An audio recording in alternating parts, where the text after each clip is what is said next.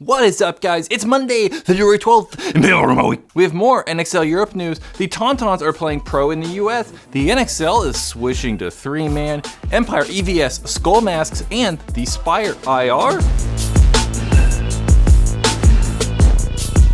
This last week, the NXL Europe released some new news and more details on their upcoming tournaments for 2018. We're not going to go over that whole memo that was released, just maybe stick to the top 5 points and like things that I feel are newsworthy. I mean, they had like lots of little details, but these are the top 5 things that I liked out of that like release of information. They're increasing the number of prelim matches to 4 for all the divisions. Something that I really like. I always found it weird that Millennium Series, you only got 3 prelim matches. That was kind of lame. So I like this going to 4. It's just more paintball.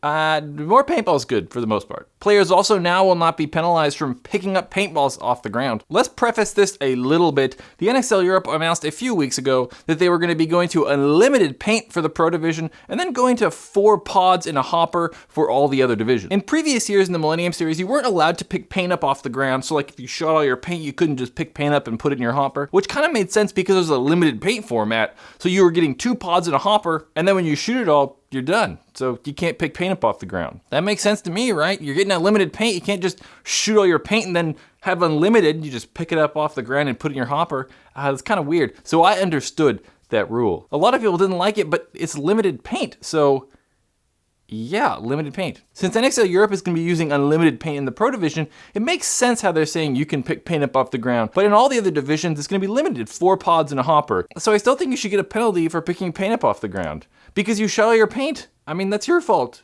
Don't pick it up off the ground now. Just don't show your paint. But at any rate, you won't get a penalty if you're picking bullets up off the ground. NXL Europe have also raised entry fees comparatively to the Millennium at least. So I'm just gonna read these and we're gonna splash them up on the screen too. Pro Division is now 2,600 euros, an increase of 225. Semi-Pro is 1,500 euro, an increase of 200. Division 2 is now 1,300, an increase of 50. Division 3, 1,200 euro, with a massive 400 euro increase. Division 4, 850 euro, with an increase of 100 euro. And Division 5, 5-man is 500 euros. So like a lot of people are complaining about that price increase, but it's really not that dramatic. I mean, 100, 200 euro isn't that crazy for like a team of like 7 or 8 guys. Plus you're getting more paintball. Whereas in the Millennium Series, you were only getting those 3 matches. Now you're getting 4 in the prelims. So I get it, complain because it's more expensive, but it's a better deal now. But if you're trying to play Division 3, I do get that complaint, right? It was 800 euros and now it's 1,200. That's a 40% increase in price. That's kind of brutal. I feel that one. You can complain about that all day long because that's a dramatic increase in price. They're also going to do a sister team program. So for all these teams that have like a program with like 3 to 4 different divisions, now they're going to give discounts to those teams. Where if you have 2 teams, the second team will get a 10% discount. So say you have like Team Peaches and then like Team Peaches 2, the Team Peaches 2 is going to get a 10% discount. And so on and so on. So Team Peaches 3, Team Peaches 4, Team Peaches 5, Team Peaches 6 at infinitum. That's kind of cool, I think. So overall, you could have like 2 teams and then like split the entry costs up. I kind of like that. It makes it a little bit cheaper. So in the Millennium Series and now in NXL Europe, whenever you were eliminated, you had to like put your hand on the head and like run out of bounds. You had to keep your hand on the head to like signify that you were out, or guys could like shoot you, keep shooting you if you didn't have your hand on the head. And if you were found eliminated and didn't have your hand on your head, you get a penalty. The NXL tried this and it was just mayhem. Like no one was doing it, and they were like sometimes giving penalties and sometimes not giving penalties. So they got rid of it.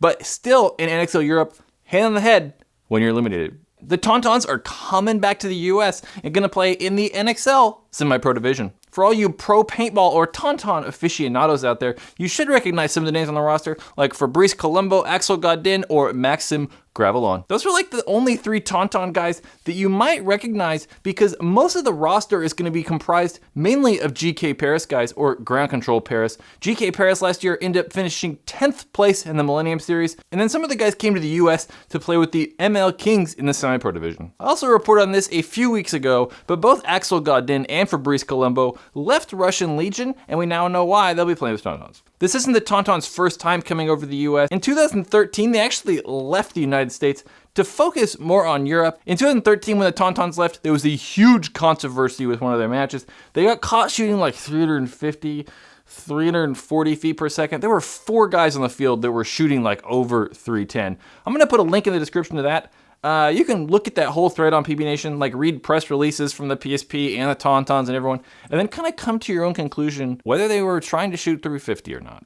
The NXL are switching their ever popular 2v2 series to a 3v3. We don't really know all that much about this, except it's not going to be 2-on-2s anymore. It's going to be 3-on-3s. There's going to be 2 divisions, amateur and open. Last year there were also 2 divisions, but it was novice and amateur, and then that novice was Division 5 people and lower, and the amateur was everyone below Division 2. So you couldn't be pro, semi-pro, or Division 1. I've contacted them to try to figure out what the actual rules are, like what the ranking is for those open and amateur divisions, but they haven't got back to us at the time of me filming this. I assume that amateur is going to be like maybe Division 4 and lower, and then I would like to see them keep that open division really Division 2 and lower. I think it kind of keeps it a little bit more competitive.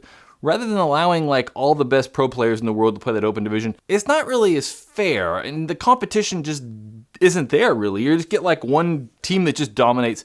So I'd like to see them still keeping Division 2 and lower. There is no word on prizes. Last year they did that $50,000 giveaway at World Cup. It's highly unlikely they're going to do that again. I would assume that was just a one-off, one-time thing. Maybe in a couple years they could experiment with it again, but I highly doubt that we'll see $50,000 again given away this year. And I really hope they still encourage local fields to try to do these little 3-on-3 tournaments. I think it's great. It's a very good introductory for newer tournament players to try to just grab 2 buddies rather than trying to find like 4 or 5 other guys to try to play 5-man. It just makes the barrier to entry much, much lower. It's cheaper, you shoot less paint, you gotta have less guys. So it's way easier for newer players to try to go play these 3-on-3s rather than try to play like, you know, Division 5 X-Ball matches. So I like it. I just really hope they encourage local fields to try to do 3-on-3s. Because last year there were a bunch of 2v2 tournaments. It was great, and I hope we see that many 3v3s. There's a new Empire EVS skull mask. Committed Paintball are releasing a limited edition Empire EVS skull mask. All this skull mask craze started when former Infamous player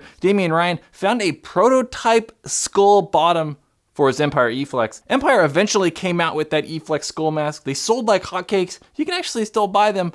They were really popular, everyone liked. And now Committed Paintball with the newest Empire mask, the EVS, are gonna create a skull mask. They're gonna be limited to 500 pairs or $180. You can buy them now at committedpaintball.com.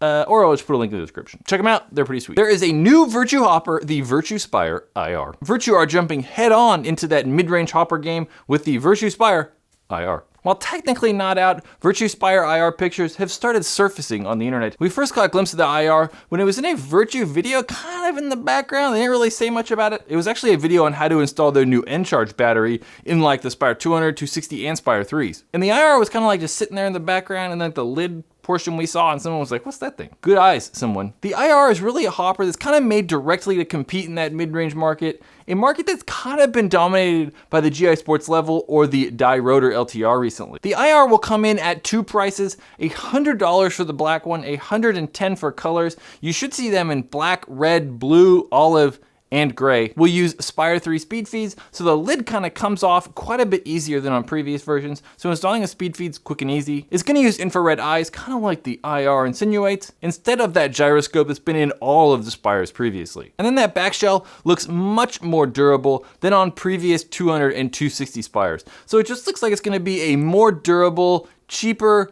Spire 200. I should have a video of the Virtue Spire IR very soon. Guys, that's Paintball Ruined My week. To help support this channel, go right there. Maybe like buy a shirt, a barrel cover, a headband, yeah, something like that. Or click right there to check out another Paintball Ruined My Week episode.